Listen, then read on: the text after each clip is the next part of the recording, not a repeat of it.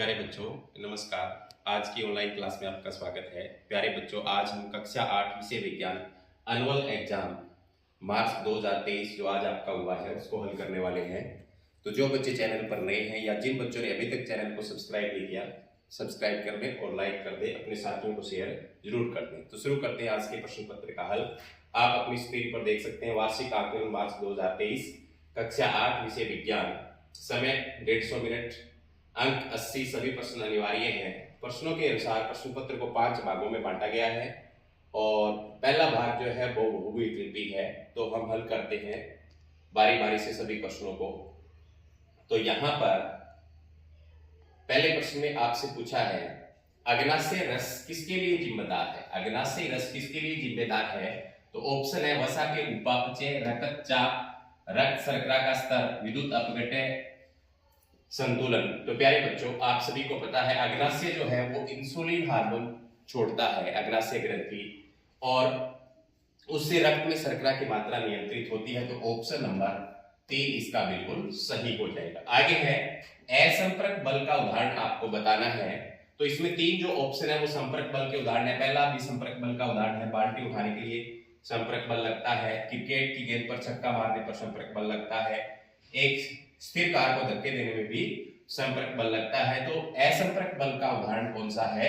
चुंबक द्वारा लगाया गया बल। तो दूसरा ऑप्शन इसका बिल्कुल सही हो जाएगा। आगे चलते हैं नेक्स्ट। बच्चों को रोलिंग, स्टैटिक और स्लाइडिंग घर्षण के कारण घर्षण बलों को बढ़ते क्रम में व्यवस्थित करने की कहा गया। यह व्यवस्था नीचे दी गई है, सही व्यवस्था आपको इसके अंदर चुननी है। तो प्यारे बच्चों, तो सही व्यवस्था अगर हम चुनेंगे और किस क्रम में लिखना है हमें लिखना है, देखो यहां पर बढ़ते क्रम में लिखना है। बढ़ते क्रम में लिखेंगे तो सबसे पहले सबसे कम घर्षण कहां लगेगा? रोलिंग के अंदर लगेगा। तो यहां रोलिंग, ठीक है। उसके बाद में लास्ट में आएगा स्टैटिक्स, उसके बाद में यहां ऑप्शन नंबर ये तीसरा सही हो जाएगा, रोलिंग, स्लाइडिंग, स्टैटिक, ठीक है। प्रश्न नंबर 4 में पूछा है निम्नलिखित में कहां पर भूकंप आने की संभावना कम होती है। तो प्यारे बच्चों, उड़ीसा जो होता है वहां पर भूकंप आने की संभावना कम होती है। ये जोन नंबर 1 में रखा हुआ है। तो आगे चलते हैं नेक्स्ट। इसके बाद निम्नलिखित में से कम प्रदूषण फैलाने वाले ईंधन का हमें नाम बताना है। तो प्यारे बच्चों, आप सभी को पता है ईंधन का क्या नाम होगा? सीएनजी। तो ऑप्शन नंबर 3 इसका बिल्कुल सही हो जाएगा। सूखे मौसम में बालों में कंघी करते समय बालों का कंघी की तरफ आकर्षित होने में कौन सा बल उत्तरदायी है? तो वो होता है विद्युत बल। ऑप्शन नंबर 3 इसका बिल्कुल सही हो जाएगा। आगे है इसके बाद में कैरम बोर्ड पर घर्षण को कम करने के लिए निम्नलिखित में किसका उपयोग किया जाता है? तो कैरम बोर्ड पर घर्षण कम करने के लिए प्यारे बच्चों हम क्या डालते हैं? पाउडर डालते हैं। तो उसे क्या कहेंगे? एक शुष्क स्नेहक। स्नेहक पदार्थ भी होते हैं जो घर्षण को कम करने के लिए इस्तेमाल किए जाते हैं। तो यहां पर पाउडर की जगह क्या दिया? एक शुष्क स्नेहक दिया हुआ है। तो ऑप्शन नंबर 3 इसका बिल्कुल सही हो जाएगा। आगे चलते हैं नेक्स्ट।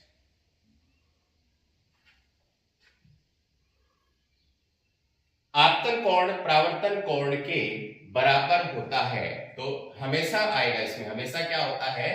बराबर होता है। तो ऑप्शन नंबर पहला ही यहां पर बिल्कुल सही हो जाएगा। आगे क्षुद्र ग्रह इनमें से किन कक्षाओं के बीच देखे जाते हैं? तो प्यारे बच्चों, क्षुद्र ग्रह किन कक्षाओं के बीच देखे जाते हैं? मंगल और बृहस्पति की कक्षाओं के बीच क्षुद्र ग्रह होते हैं। तो आगे चलते हैं इसके बाद में नेक्स्ट। उच्च सांद्रता वाले पानी को किस विधि द्वारा शुद्ध किया जा सकता है? प्यारे बच्चों, ये 8th लेवल का प्रश्न नहीं है, ये 9th क्लास के अंदर उच्च सांद्रता वाले पानी को किस विधि द्वारा शुद्ध किया जा सकता है? तो इसमें यहां पर जो सही ऑप्शन है वो होगा ओस्मोसिस, विपरीत प्रासरण। ये नहीं होगा। अगर पानी के अंदर नमक की मात्रा हो, उनको अलग करना हो तो पानी को गर्म कर देते हैं, तो वहां पर वाष्पन विधि आ सकती थी। लेकिन यहां पर क्या आएगा? विपरीत प्रासरण, ओस्मोसिस इसका राइट आंसर होगा। तो 4 नंबर इसका बिल्कुल सही होगा। आगे चलते हैं। निम्न में से कौन सा संचारी रोग का सबसे सामान्य वाहक है? संचारी रोग का सबसे सामान्य वाहक कौन सा होगा? तो यहां पर ऑप्शन नंबर 2 घरेलू मक्खी जो है वो सामान्य वाहक होता है। आगे चलते हैं इसके बाद में नेक्स्ट प्रश्न की तरफ। प्रश्न नंबर 12 में आपसे पूछा है राष्ट्रीय उद्यान वन्य जीव अभ्यारण्य बायोस्फीयर रिजर्व बनाने का उद्देश्य क्या है? तो इसका ऑप्शन नंबर 2 सही होगा, हमारे पर्यावरण और वन्य जीवन को संरक्षित करने के लिए। ऑप्शन नंबर 2 इसका सही हो जाएगा। इनका उद्देश्य क्या होता है? वन्य जीव को संरक्षित करने के लिए, ऑप्शन नंबर 2। आगे चलते हैं। राजीव किसान है, उसने खेत की जुताई की लेकिन उससे समतल करने की जरूरत है। मैदान को समतल करने के लिए वह निम्नलिखित में किसका प्रयोग कर सकता है? तो प्यारे बच्चों यहाँ पर पाटल हार्वेस्टर कल्टीवेटर सीड ड्रिल दिया हुआ है, तो पाटल की सहायता से वो क्या कर सकता है? उसको समतल कर सकता है खेत को। ऑप्शन नंबर 1 इसका बिल्कुल सही हो जाएगा। आगे चलते हैं नेक्स्ट। पीसीआरए का अर्थ क्या है? तो पहला ऑप्शन ही इसका बिल्कुल यहां पर सही है। पीसीआरए का पेट्रोलियम संरक्षण अनुसंधान संघ। ठीक है, आगे चलते हैं नेक्स्ट प्रश्न की तरफ।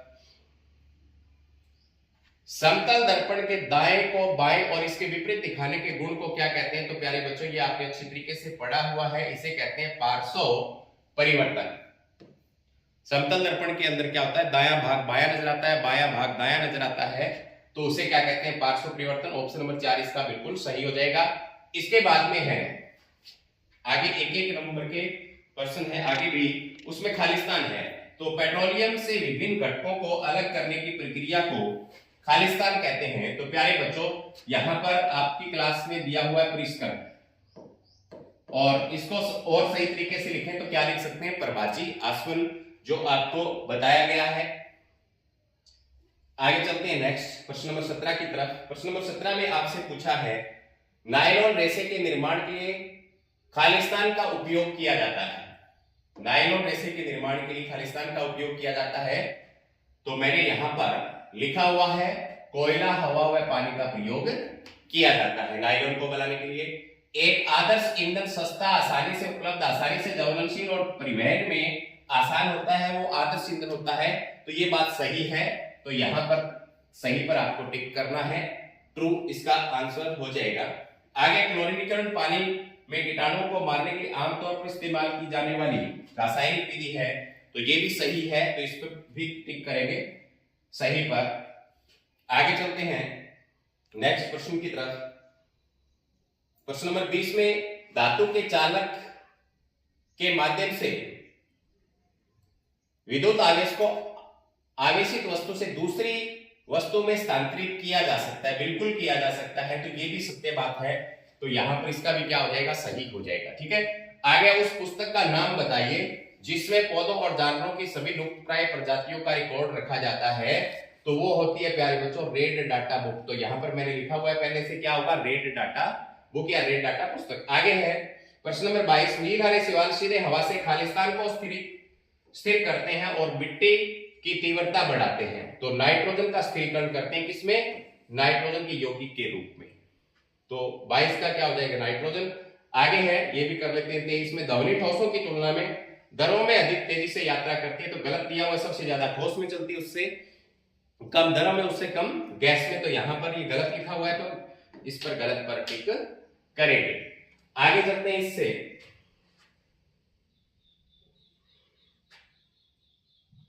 प्रश्न नंबर 24 की तरफ। प्रश्न नंबर 24 में फलीदार पौधों की जड़ों में पाए जाने वाले जीवाणु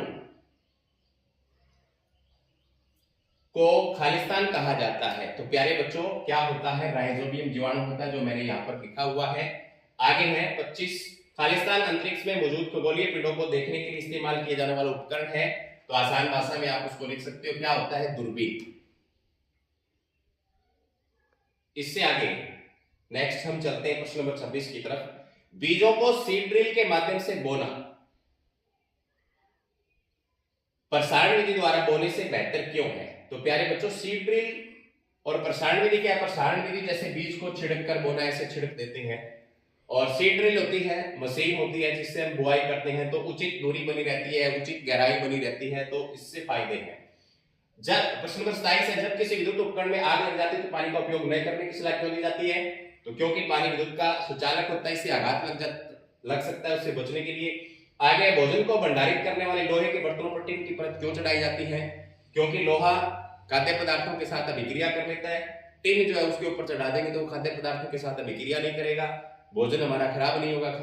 आगे है तारे टिमटिमाते हैं लेकिन ग्रह नहीं, ऐसा क्यों? तो प्यारे बच्चों ये जो है इसमें आपको बस इतना लिखना था, तारों का अपना प्रकाश होता है जिसके कारण से आपको तारे टिमटिमाते हुए दिखा देते हैं, ग्रहों का अपना प्रकाश नहीं होता। आगे है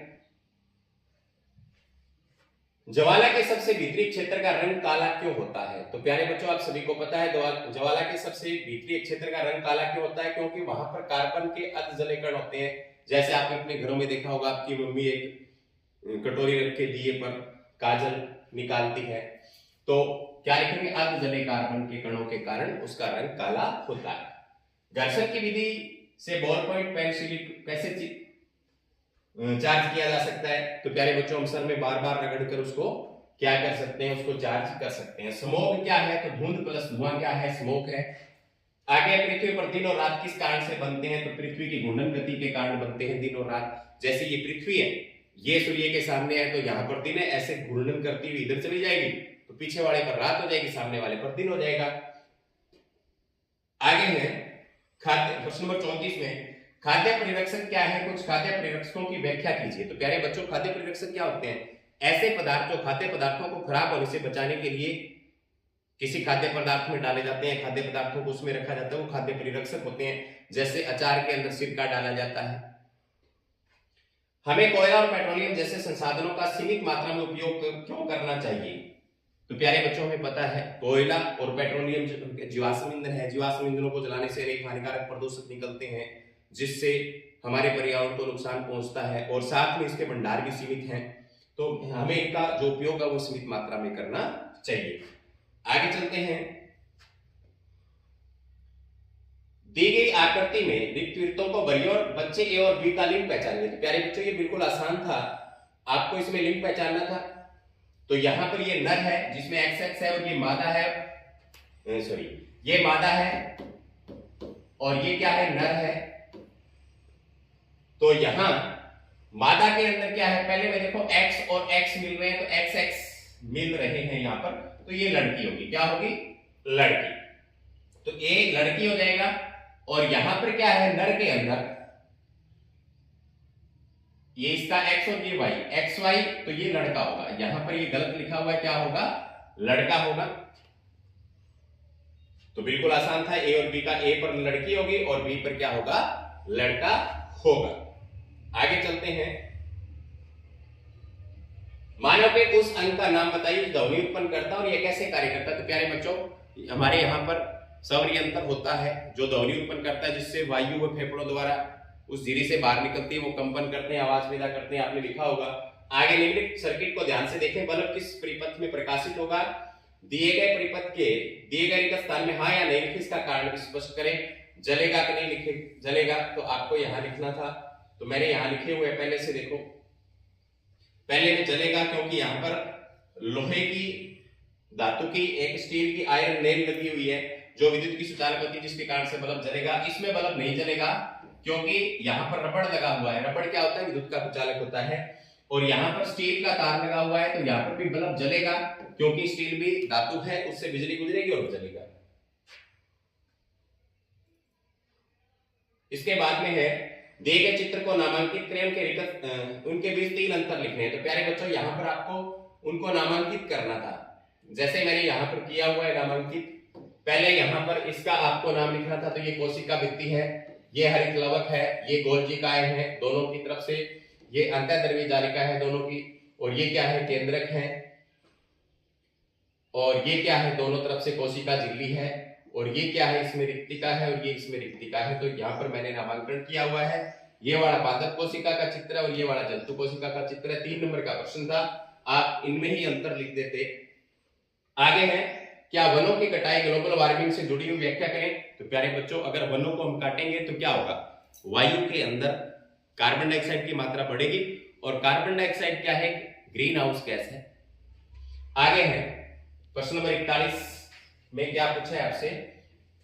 दो दर्पण समकोण पर मिलते हैं, प्रकाश की किरण एक दर्पण 30 डिग्री के कोण पर आपतित होती है, जैसा कि चित्र में दिखाया गया। दूसरे दर्पण से परावर्तित किरण खींचिए। तो ये आपके अभ्यास का प्रश्न है। तो इसमें यहां पर देखो, अगर 30 डिग्री से कोई आ रही है तो 30 डिग्री से जाएगी, वो इस दर्पण पर टकराएगी और 60 डिग्री से इस अभिलंब से कोण बनाएगी, तो ये आपतन कोण हो गया। तो 60 डिग्री से वापस जाएगी, तो ये परावर्तित किरण हमें बना करके यहाँ पर दिखानी थी।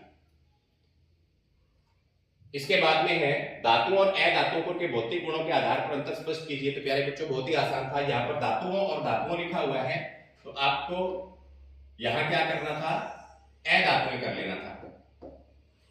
तो भौतिक गुणों के आधार पर अंतर आपको बताना था। धातुएं कठोर होती हैं, अधातुएं कठोर नहीं होती, धातुएं चमकदार होती हैं, धातुएं नहीं होती, धातुएं तन्य होती हैं, धातुएं नहीं होती, धातुएं ध्वनिक होती हैं, धातुएं ध्वनिक नहीं होती, धातुएं आघातवर्धनीयता का गुण रखती है, धातुएं नहीं रखती। तो बिल्कुल आसान था और ये 5 नंबर का था। इसके बाद में स्वस्थ पर्यावरण के लिए प्लास्टिक का उपयोग कम से कम करें, इस सलाह पर टिप्पणी लिखिए। तो प्लास्टिक की हानियां लिखनी थी, अगर हम प्लास्टिक का उपयोग करेंगे तो उसे नुकसान होगा। तो इस पर आपको आगे निम्न वक्तव्यों की व्याख्या करें। तो प्रजनन किसे कहते हैं, निषेचन किसे कहते हैं, कायांतरण किसे कहते हैं, भ्रूण क्या है, द्विविखंडन क्या है, इनकी आपको एक एक लाइन में परिभाषा लिखनी थी। 5 नंबर का प्रश्न था। तो ये था आज का आसान सा पेपर। उम्मीद करता हूं कि आपने अच्छे से इस प्रश्न पत्र को हल किया होगा। धन्यवाद।